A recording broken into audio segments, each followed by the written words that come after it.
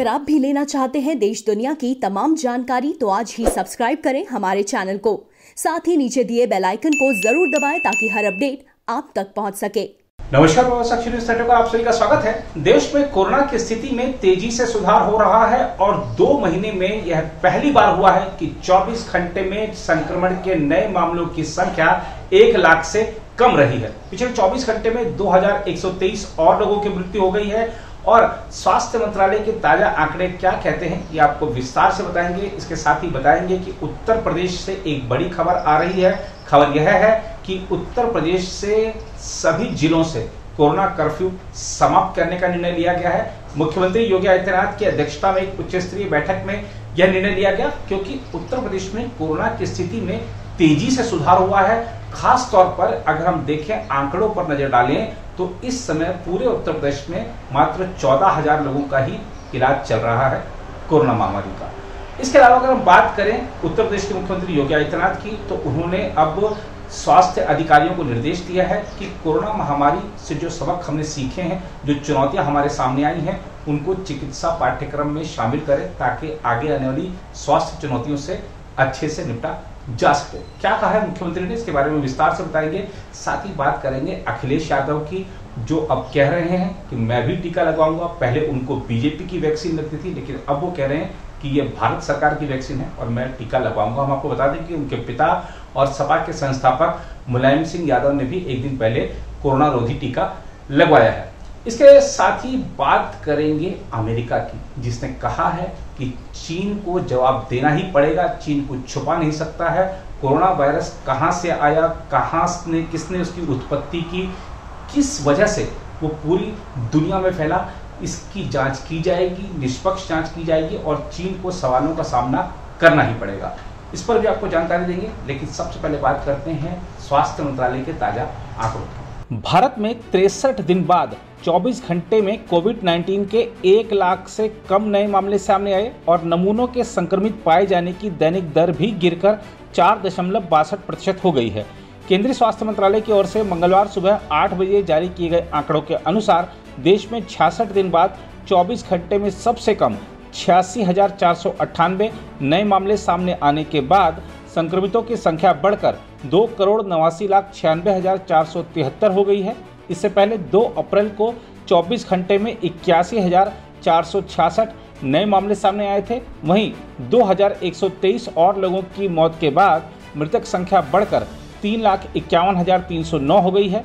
देश में 47 दिन बाद संक्रमण से मौत के इतने कम मामले सामने आए हैं। आंकड़ों के अनुसार देश में पिछले 24 घंटे में संक्रमण से जिन 2,123 लोगों की मौत हुई, उनमें से तमिलनाडु के 351, महाराष्ट्र तथा कर्नाटक के 340, केरल के 211 और पश्चिम बंगाल के 103 लोग शामिल थे।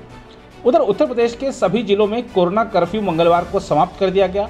अपर मुख्य सचिव सूचना नवनीत सहगल ने बताया कि बुधवार 9 जून से पूरे प्रदेश के सभी 75 जिलों में केवल शाम 7 से सुबह 7 बजे तक नाइट कर्फ्यू जारी रहेगा।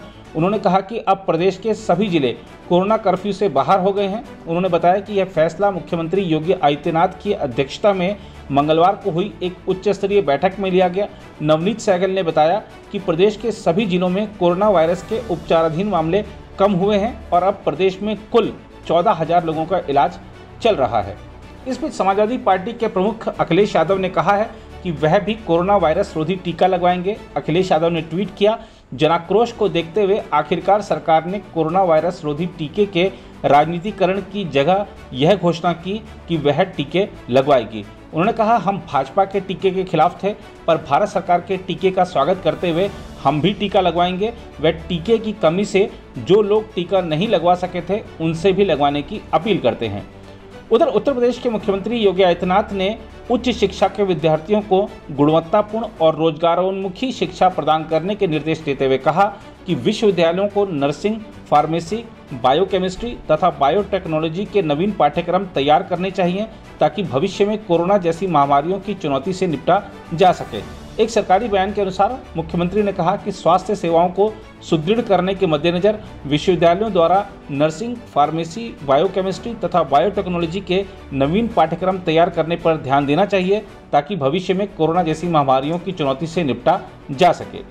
इस बीच अमेरिका के राष्ट्रीय सुरक्षा सलाहकार जैक सुलिवन ने कहा है कि कोविड-19 की उत्पत्ति के बारे में जानकारी देने और पारदर्शिता बनाए रखने के लिए वह अंतर्राष्ट्रीय समुदाय के साथ मिलकर चीन पर दबाव बनाना जारी रखेंगे।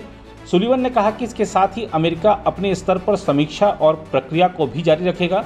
उन्होंने व्हाइट हाउस में संवाददाता सम्मेलन में कहा, हम अंतर्राष्ट्रीय समुदाय के साथ मिलकर चीन पर यह दबाव बनाना जारी रखेंगे कि वह पारदर्शिता बरते, आंकड़े और सूचना देने के लिए तैयार रहे।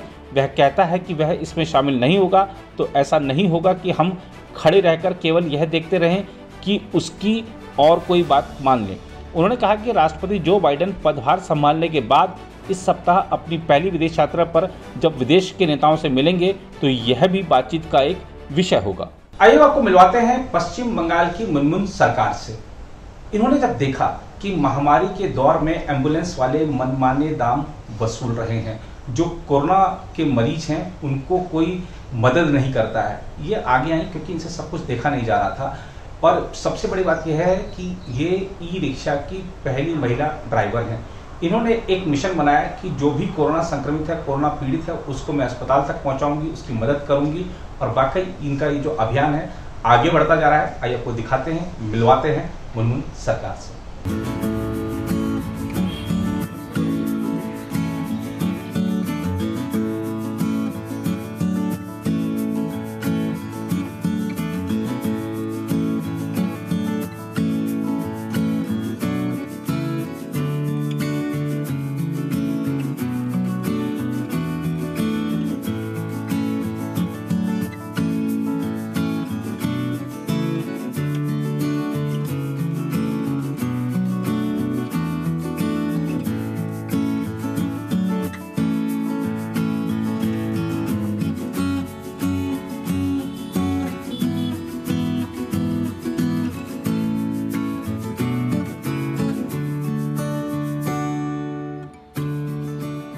मैं उत्तर बंगाल का पहला लेडी टोटो ड्राइवर हूँ। उस टाइम से हम काम करते करते सोशल वर्क भी कम करते थे गाड़ी चलाते चलाते। तब लॉकडाउन एक कोविड पीरियड आ गया 2020 में। तब हम उतना भाड़ा ले रहे थे, एम्बुलेंस 10,000, 12,000, 15,000 भी ले रहा था। फिर भी पीपी किट का वो जो पहनते हैं वो भी भाड़ा ले रहे थे ड्राइवर लोग। तो उस टाइम मैंने सोचा मेरा गाड़ी है, मेरा गाड़ी से मैं फ्री ऑफ कॉस्ट भाड़ा लेके चलूँगी सब आदमी लोगों को, सबको। तब से शुरू हुआ मेरा जर्नी।